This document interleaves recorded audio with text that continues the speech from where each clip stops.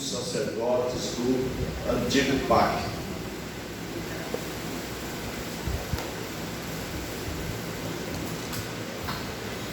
Fernando, faz hora que vai me bem. Edson. Todo mundo aqui, né? Cadê Claudinho? Trabalhando? É? Cuidando da sogra.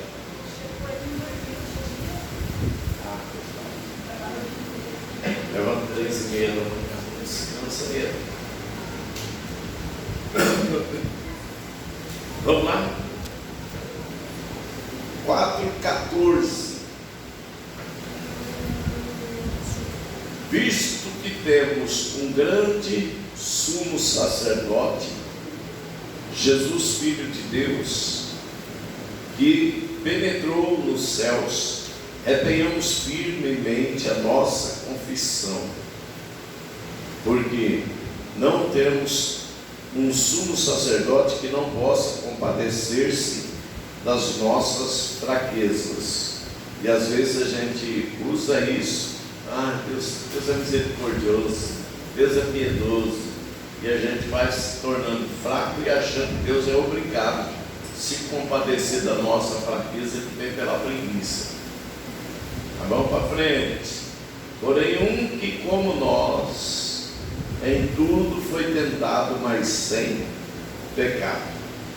Cheguemos, pois, com confiança ao trono da graça, para que possamos alcançar misericórdia e achar graça, a fim de sermos ajudados em tempo oportuno.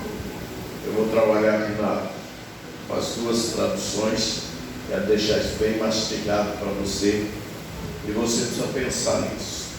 Cristo é superior aos sumos sacerdotes do Antigo Testamento. Então, na verdade, o Antigo Pacto é o Antigo Testamento. Na verdade, Cristo ele é superior a bispo, apóstolo, papa, padre, pastor e assim por diante. Ninguém tem autoridade que se iguala a do Senhor. Então, a igreja de Jesus Cristo, ela precisa estar firmada no Senhor.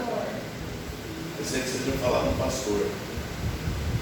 Porque o pastor é um ser humano fraco, falho, igual você. Não estou falando de pecado. Pecado é safadeza. Quem sabe que peca e peca sabendo que está pecando, é safadeza. Veja, estou falando de falha. Você erra, você falha. Nós não somos perfeitos. Nós estamos buscando a perfeição e comungando, vivendo uma vida de comunhão. Está bem com um negócio aqui, retorno que está faltando para mim. Põe lá e deixa lá. Isso, essa caixa que está jogando no data show. Então, o que nós precisamos entender é que nós podemos falhar e fracassar, mas Cristo é o verdadeiro sacerdote. Nós fomos escolhidos por Deus. Joga para mim aí, Giovanni, 1 Pedro 2:16 ou 1:16. Vai lá para mim. 2:16. Não, 1:16. 1:9. Ai. 1 Pedro, filho da nossa fé, a salvação. Me ajude aí. Vós foram escolhidos. 2:16, não é 1:16. Nós precisamos relacionar isso aqui com a nossa vida. Cadê vocês? Ninguém sabe o versículo? Pelo amor de Deus. Eu posso falhar, mas vocês também não podem falhar, todo mundo, né? Vós sois eleitos sacerdotes, né? Aí, 2:9. Olha lá o que está dizendo. Mas vós sois a geração eleita. Você, eu, nós somos uma geração escolhida. Eleita, escolhida. Foi escolhido o prefeito. recentemente para governar Pirapozinho 4 anos. A eleição foi a escolha. O sacerdócio real, olha bem, você é sacerdote e rei.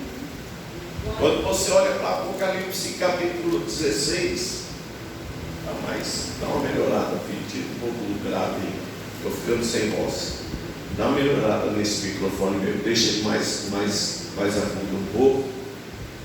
Glória a Deus. E isto vai melhorando ele, senão eu vou perdendo até a voz, me esforçando para falar, porque eu falo e ouço. Eu sei se eu grito, eu sei como eu falo. Dá uma melhorada aí.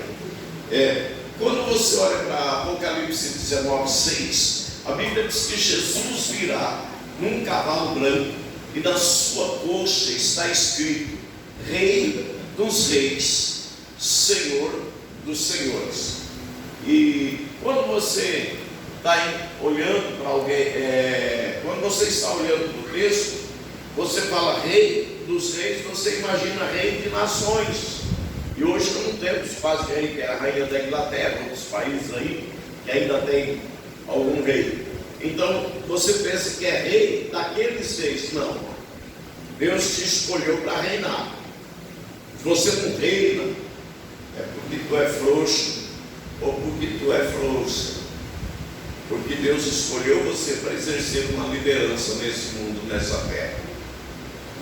Isso aí não é privilégio, é escolha, é eleição. Olha aí, mas vós sois a geração eleita, sacerdócio real. Então nós, como sacerdote, nós levamos a nossa casa para Deus, e como rei nós governamos. O teu trabalho, tu tem que ter você tem que exercer uma função de governo. As pessoas têm que ver você como governo.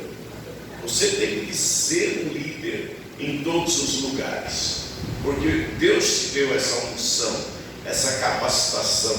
Agora o problema é, a gente não ora, a gente não estuda a palavra, a gente leva uma vida minguada, medíocre, relaxada espiritualmente falando. Então a gente não tem unção para exercer a autoridade.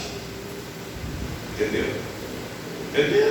Amém. Então eu, por exemplo, eu cuido muito dessa unção que Deus me deu, mais do que meu bolso. Eu não me preocupo com o meu bolso, eu me preocupo com a unção, porque a unção é quem despedaça o jugo.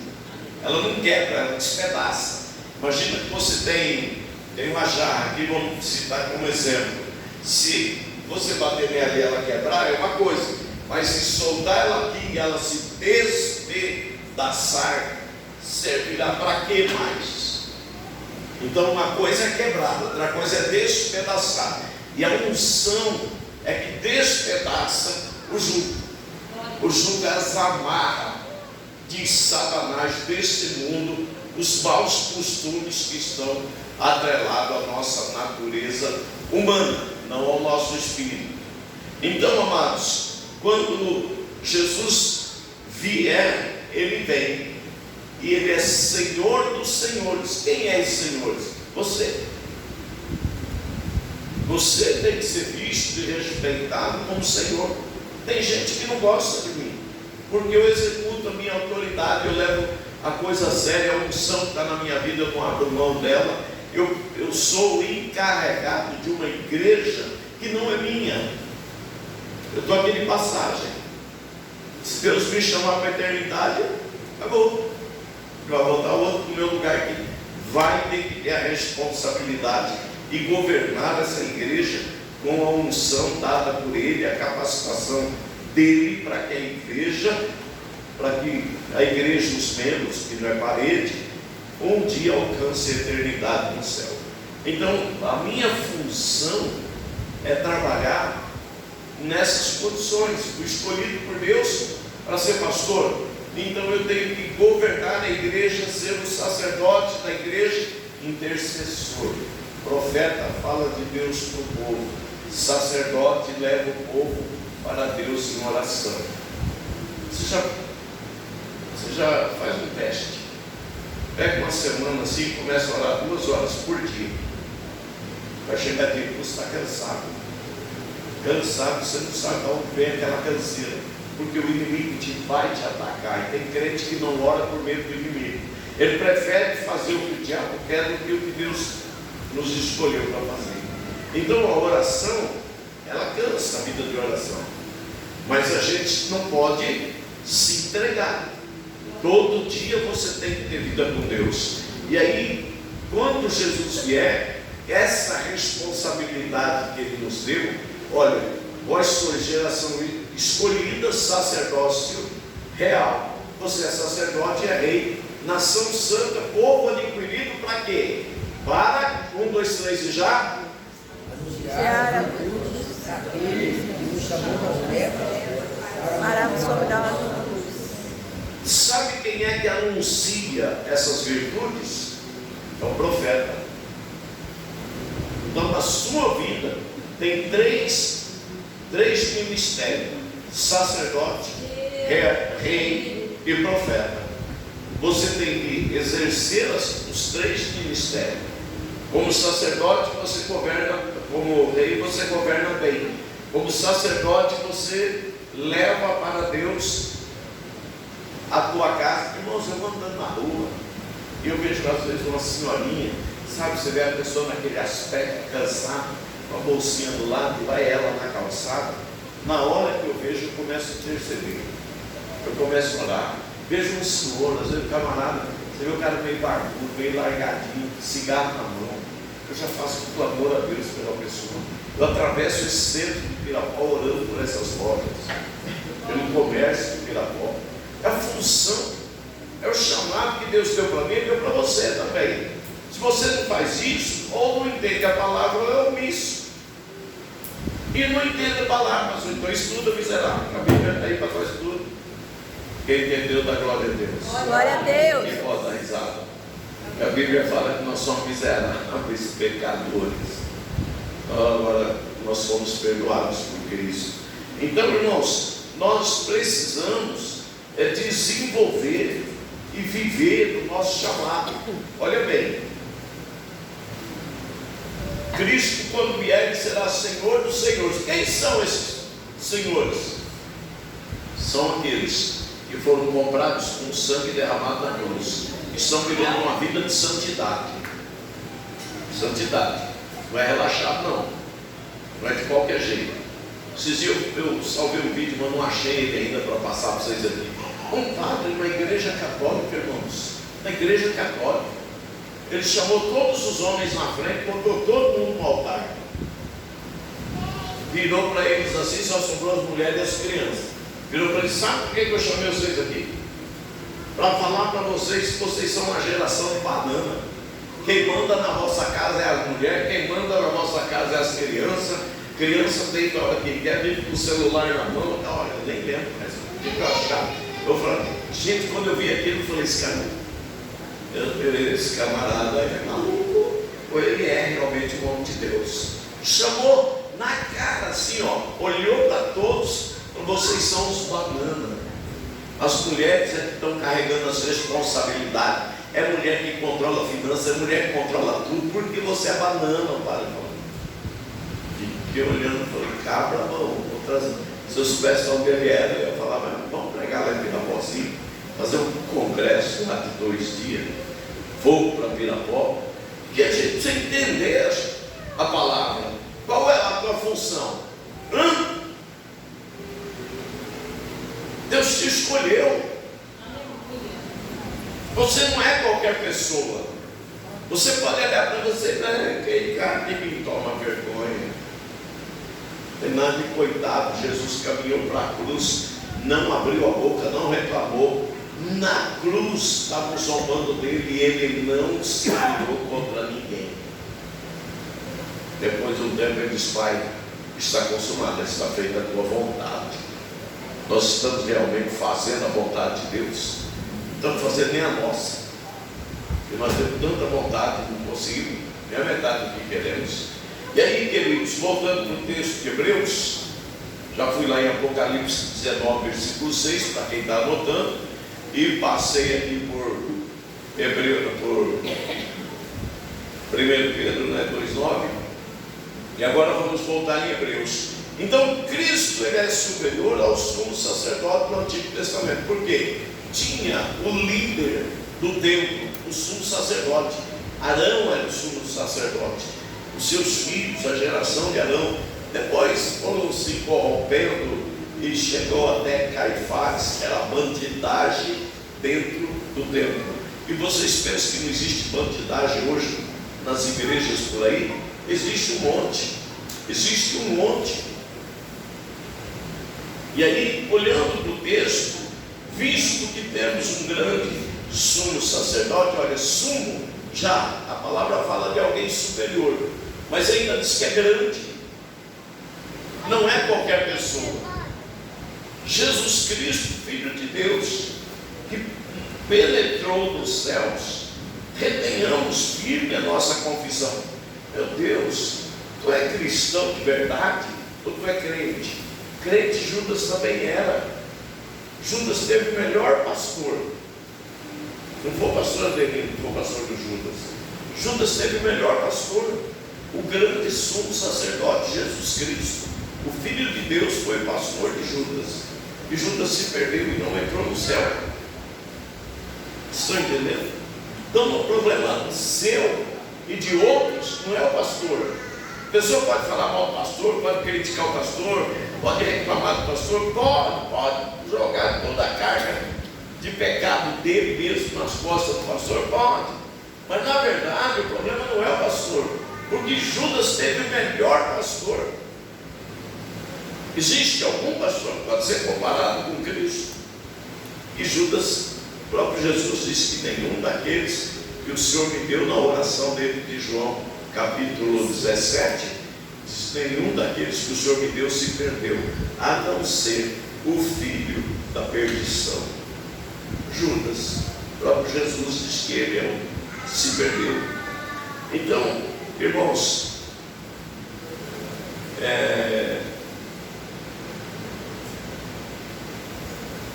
Tomé tinha o melhor pastor. E ele não acreditava em tudo que Jesus dizia. Já parou para pensar nisso? Quando Jesus ressuscitou, todo mundo estava consciente que era Jesus. Ele disse, de modo nenhum eu crerei. Só se eu ver o lugar que entrou do escravo e o lugar da lança. Por isso que quando Jesus entra no templo de Jesus, não tinha ouvido. Jesus é onisciente, Ele sabe o que você fala, e Ele sabe o que você pensa, e onde você estiver, aquilo que você falar tem conhecimento.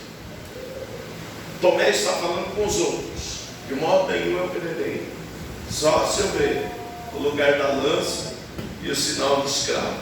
Quando Jesus entra no lugar onde eles estão reunidos, a porta fechada, a Bíblia diz, porque o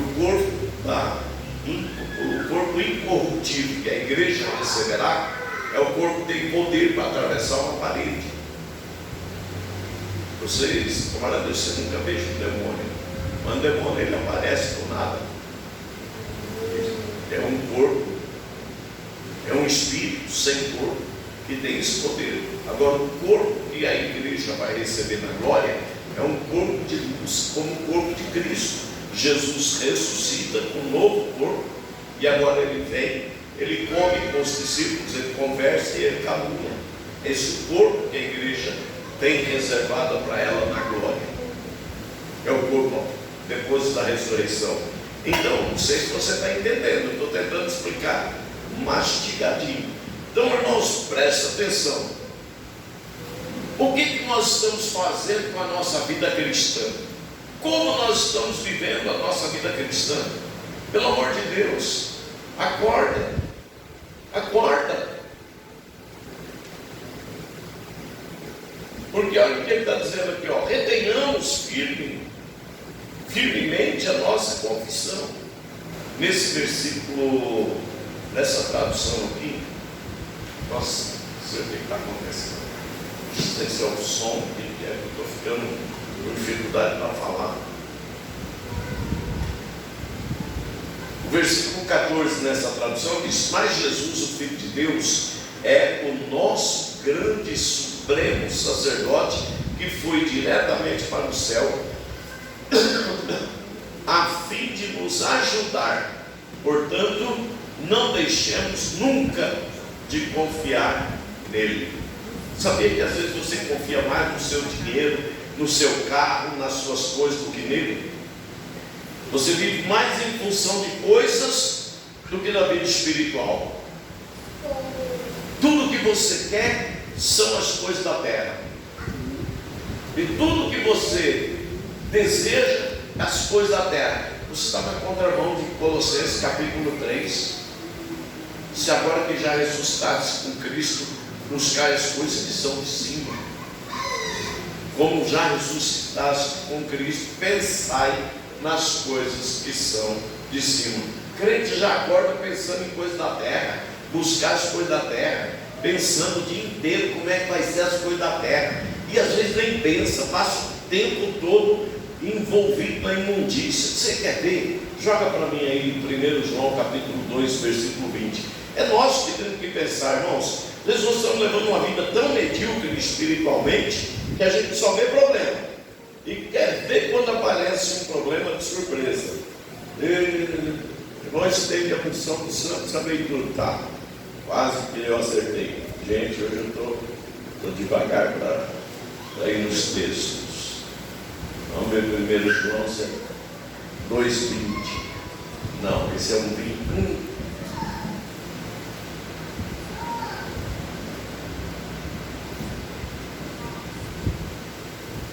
Ó, é o 15. 2,15, meu filho. Presta atenção. Não ameis o mundo, nem o que no mundo há. Se alguém ama o mundo, o amor do Pai não está nele. Irmãos, hoje nós temos uma ferramenta para acessar o mundo. Nós acessamos o mundo. E a Bíblia diz que o mundo jaz todo ali. Se você acessa o mundo para a sua mensagem evangélica, uma pregação, que está aí por todo lado, você está usando a ferramenta de uma forma boa. Mas se você está acessando o mundo, olha o que está dizendo o texto. Leiam todos, por favor. Não ameis o mundo, nem o que no mundo há. Se alguém ama o mundo, o amor do Pai não está nele. Será que quando o amor de Deus entrou em mim, irmãos, ninguém precisou me pedir para parar de fumar, para parar de beber, para parar de muitas outras coisas. Ninguém precisou pedir. Eu fui entendendo que eu não podia mais amar as coisas que eu amava, porque se eu amasse a Deus, eram as coisas de Deus. E se eu amasse as coisas do mundo, Maraísa, as coisas de Deus estariam de lado. Então, quanto tempo você perde? Você podia estar estudando a palavra, orando com as coisas do mundo. Onde está o amor? No mundo. E o amor de Deus? Está dentro de você? Tá. Está nada. Porque quem ama a Deus quer as coisas de Deus. Cadê a tua vida cheia do Espírito Santo?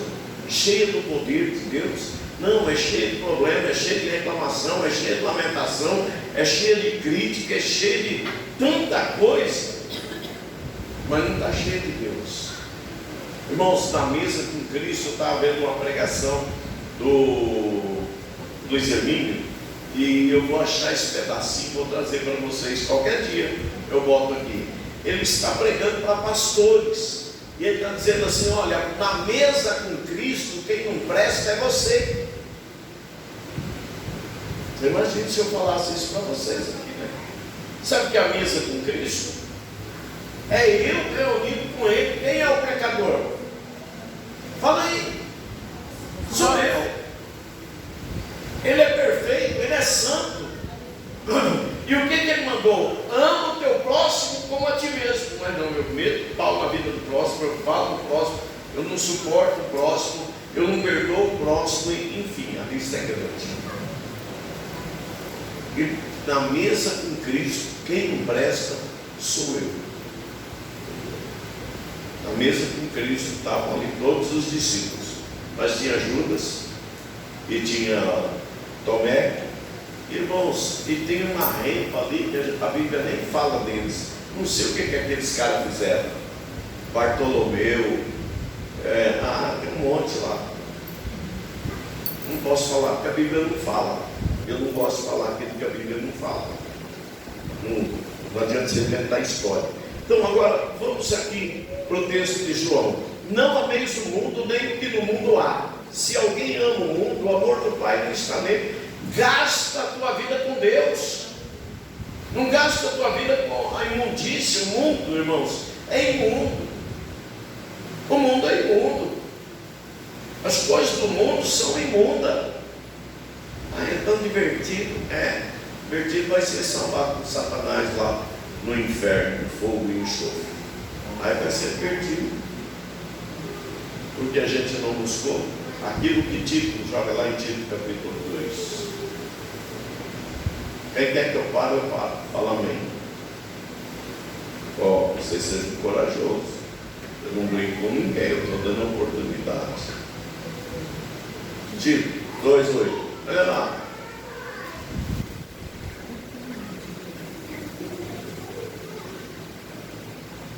Você está na minha tradução aqui, na RC, né? Isso. 2:8. 2:7. Em tudo te dá por exemplo de boas obras. Na doutrina mostra incorrupção, gravidade, sinceridade, linguagem sã, viu? Linguagem sã e irrepreensível, para que o adversário se envergonhe, não tendo nenhum mal que dizer de nós. Próximo. Exorta os servos a que se sujeitem ao seu Senhor. Senhor aqui é com letra minúscula. Você tem que obedecer o teu patrão, o teu chefe, o teu líder, o teu encarregado. Sabe por quê? Porque o próprio Cristo fez. E aquele cara dentro de você, ele te pisa, ele te humilha, ele fala contra você, enfim, tudo aquilo que ele faz, mas você se sujeita à autoridade dele.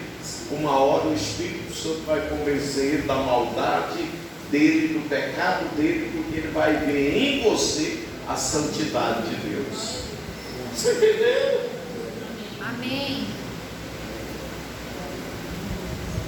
Vamos. João não vai dar para ir lá, senão vai ficar muito extenso. Diz assim no capítulo 8, que o Espírito Santo convence o homem do pecado, da justiça e do juízo. Às vezes ele não consegue convencer a igreja. Você sabe qual é o maior pecado que nós cometemos? A maior blasfêmia contra o Espírito Santo é conhecer a palavra e não pôr em prática. É saber, estou ensinando coisas aqui essa noite, e amanhã você vai fazer o contrário.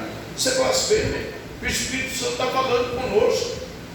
Ou vocês acham que eu sou tão inteligente, tão sábio, tão.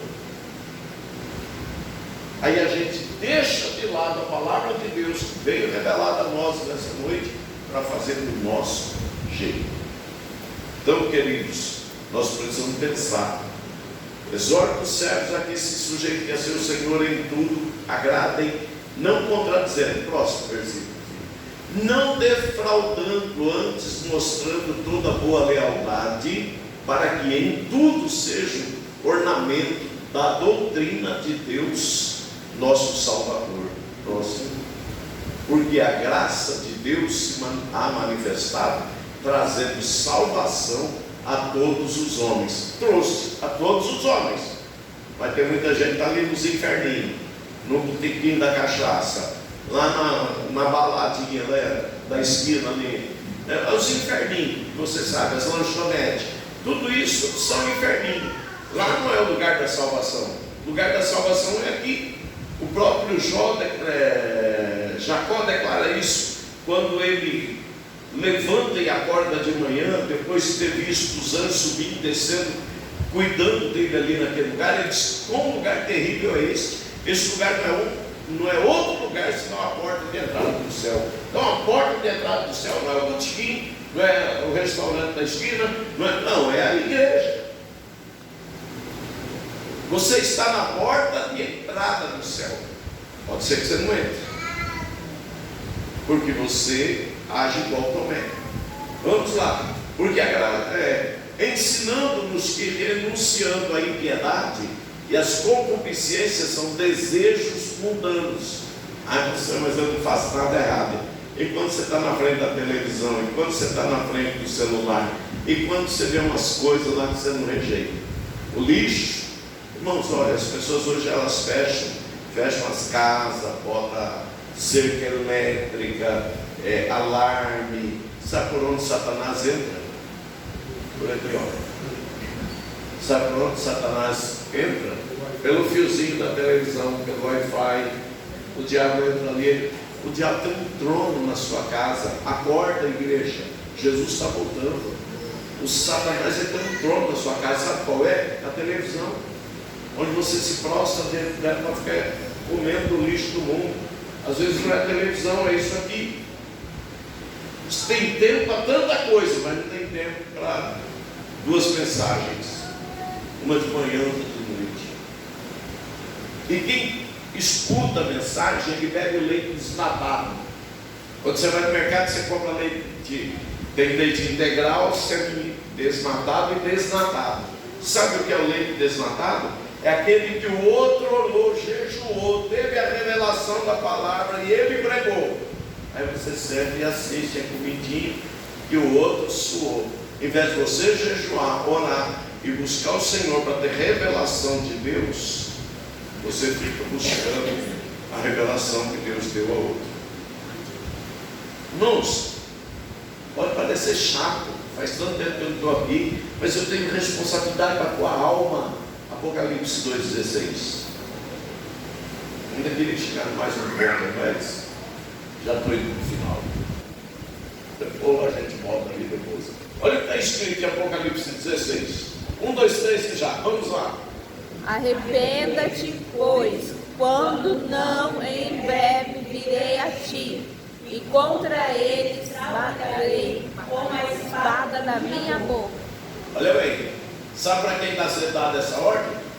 Ao pastor da igreja. Arrepende-te, pois, quando não em breve virei a ti, ao líder, ao pastor, e contra eles, a igreja, batalharei com a espada da minha boca. Olha a espada.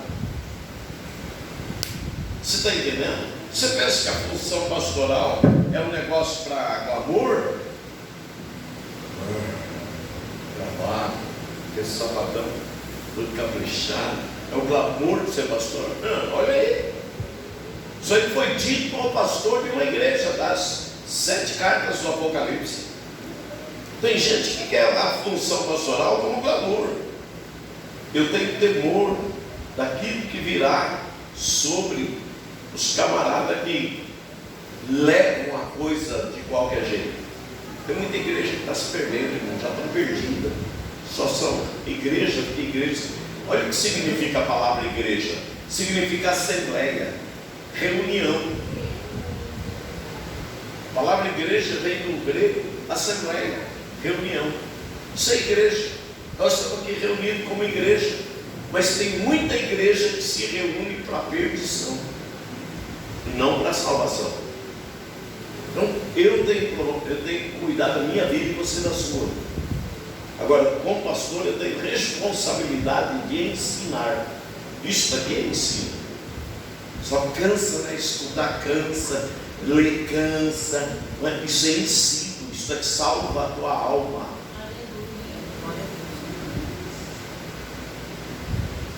Ai, Senhor, tem misericórdia. Vamos lá. Não dá.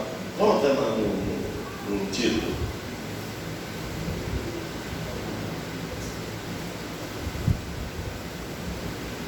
Você viu aí Apocalipse 2,16? Vai lá no capítulo 2, lê lá a carta. Você está vendo? Você vai ver que ela foi endereçada por pastor, ensinando-nos. Volta lá. Ensinando-nos que, renunciando à impiedade e às concupiscências, são os desejos carnais, a vontade mundana, vivamos neste presente século de forma sóbria. Sabe o que é sóbrio? É o contrário de embriagado. A pessoa toma uns goró, fica toda alegre, é uma pessoa séria, mas depois está falando, está rindo demais e tal. Vocês estão acostumados está no meio das rodinhas de parente, de família. A pessoa que nem era muito de conversar e está conversando, falando besteira, está embriagada. Sóbrio é o contrário, justa e piamente. Olha bem, a responsabilidade que é requerida de nós próximos, aguardando a bem-aventurada esperança e o aparecimento da glória do Senhor, do grande Deus, o nosso Senhor Jesus Cristo. Que jeito você está aguardando a vinda de Jesus? Se Ele vier hoje, exatamente essa noite, será que tu sobe? Glória a Deus. Por isso a Bíblia fala que aquele que é limpo, se limpe mais ainda. Porque tem uma promessa.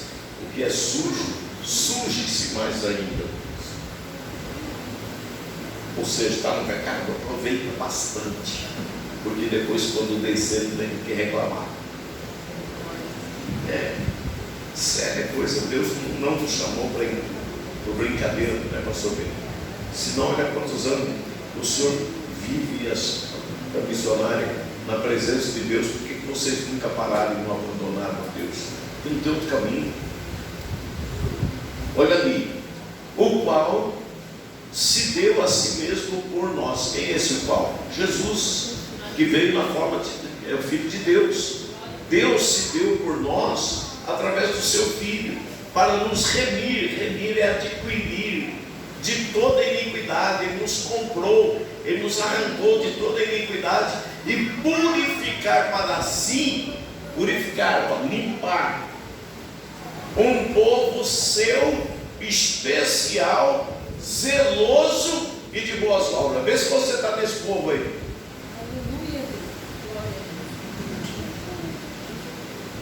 Nós temos que pensar, irmãos. Sabe por que eu estou ensinando isso para vocês? Porque eu conheço isso. Quando eu mando ele colocar aí, porque isso está dentro de mim, o Espírito Santo só vai puxando o que nós temos que estudar, o que nós temos que parar em cima do texto, pensar. Olha bem, fala isso, volta lá. O qual se deu a si mesmo, ou seja, Cristo se deu lá na cruz. Para quê? É que lá em Prudente a cruz está do lado direito, vamos dar ela também. Cristo se deu a si mesmo por nós, para nos remir, nos comprar. Que jeito que Ele nos comprou? Paulo fala, acho que aos Gálatas, que não foi com coisa corruptível, não foi com prata e com ouro, mas com seu precioso sangue derramado na cruz do Calvário. Então Ele nos comprou de toda iniquidade, nos purificou, nos lavou do pecado. Que jeito, pastor? Ele abriu a tua mente. Você tem discernimento a isso aqui. Deus não está se agradando. Isso aqui eu estou perdendo tempo. Eu devia estar vivendo esse tempo com Deus. Agora a pessoa, às vezes está lá em Efésios 2,14: desperta tu que dormes, porque Cristo te esclarecerá. Você está dormindo espiritualmente. É um sono espiritual. Não, eu sou crente. Crente até Judas era. Purificar para si um povo especial. Olha quem é, o que Ele espera de nós. Que sejamos verdadeiramente especiais. Zeloso da fé, da confissão de que Jesus Cristo é o Senhor. Um povo seu especial, zeloso e de boas obras. Ai, Jesus, nos ajuda. Vamos lá, mais pro próximo. Fala disso, olha a ordem que o apóstolo Paulo dá a Tito. Fala disso, exorta chama o povo para andar contigo nessa fé. É o que eu estou fazendo aqui nessa noite. Repreenda com toda a autoridade. O que é repreender com autoridade? Vou dar um exemplo para você. Não, filhinha, não faz assim. Filhinha, a mamãe já falou para você não fazer assim. Aí a filhinha faz assim. Daí a pouco, filhinha, a mamãe falou para você não fazer assim. Isso é autoridade, né? Autoridade banana.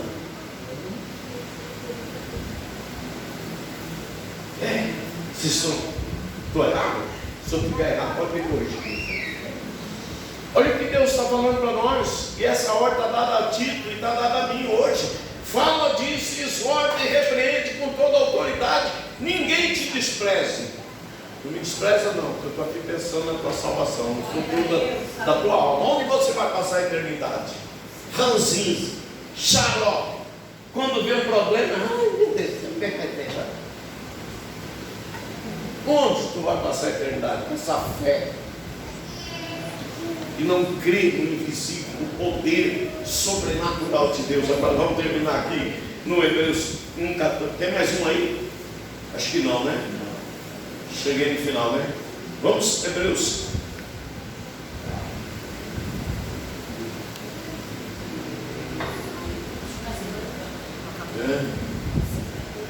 Olha lá.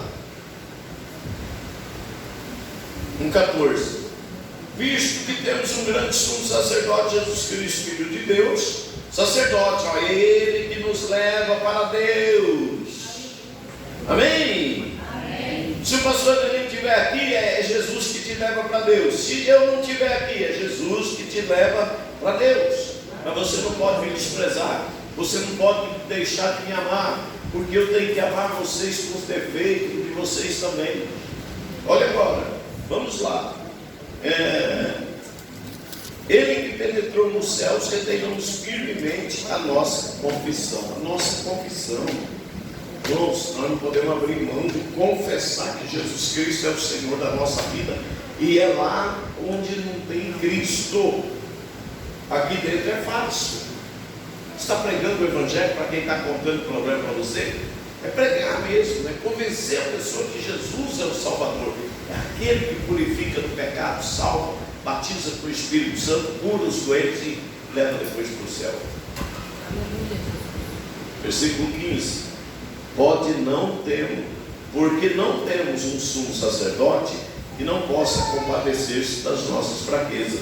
Então nós precisamos reter a nossa confissão, ser firme nele, que nós não temos um sumo sacerdote que não se compadece das nossas fraquezas. Ele compadeceu-se tanto das nossas fraquezas que morreu no nosso lugar. A cruz era para nós. A cruz é no nosso lugar. A cruz é no nosso lugar. Mas ele tomou o nosso lugar na cruz. Agora olha lá. Porém, um que como nós, Jesus também foi igual a nós. Homem, ser humano. Em tudo foi tentado, mas sem pecado. 16. Diga glória a Deus, porque eu estou acabando. Diga glória a Deus, porque eu cheguei no último. Cheguemos, pois, com confiança ao trono da graça. Paz tem crente desconfiado. Quando ele tem um problema, ele não confia que Jesus soluciona o problema. Quer ver aquele crente que come demais, dá um gases debaixo da costela assim? Meu Deus, será que eu estou tendo um infarto?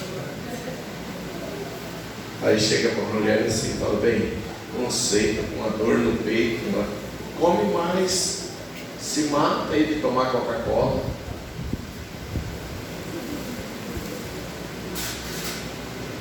Vocês estão entendendo? Nossa, será que eu tenho um infarto? Em nome de Jesus, está repreendido. Eu tenho saúde no meu coração, nas minhas veias, no meu corpo. Me perdoa, Senhor, que eu fui um leão, comi o elefante inteiro. Comida 2 dias, como um dia só. Vou dar um exemplo bobinho para fazer vocês dar risada. Cheguemos com confiança ao trono da graça, para que possamos alcançar de quem? Dele. Misericórdia. Ele é misericordioso, ou seja, ele sentiu as nossas misérias. A palavra misericordioso vem da junção de duas palavras no grego, é cordia e misericórdia. Então a junção de cordia com misericórdia é coração mais misericórdia. A nossa miséria caiu no coração de Deus. Deus criou um plano para nos salvar. Na cruz do Calvário ele sacrificou o seu Filho, o Cordeiro de Deus, que tira o pecado do mundo.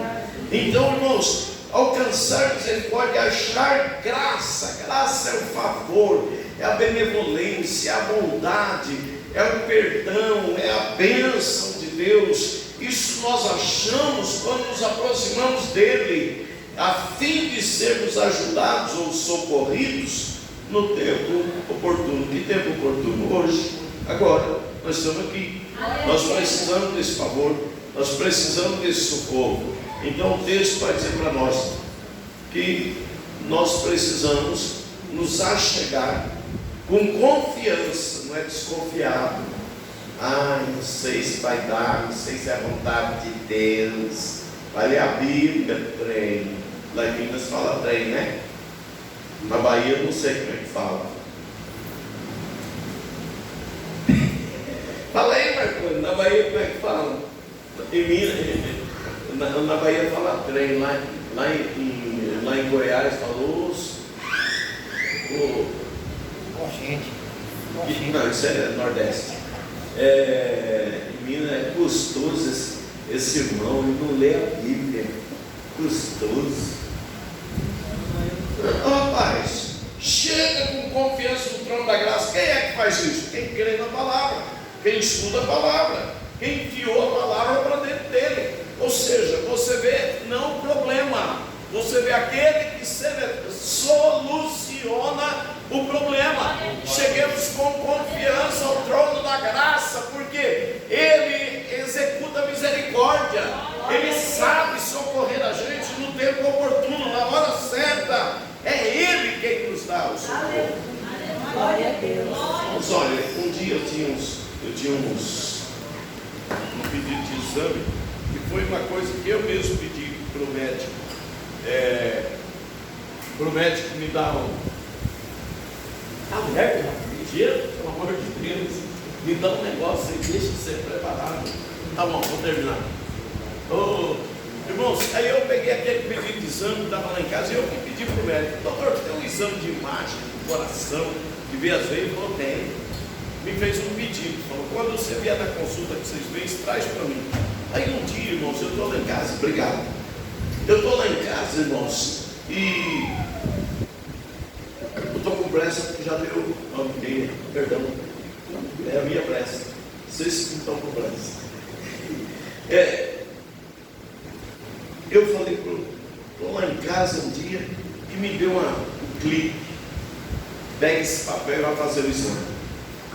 Mas a consulta minha era 2 meses depois. Aí eu falei: sabe uma coisa, eu vou fazer.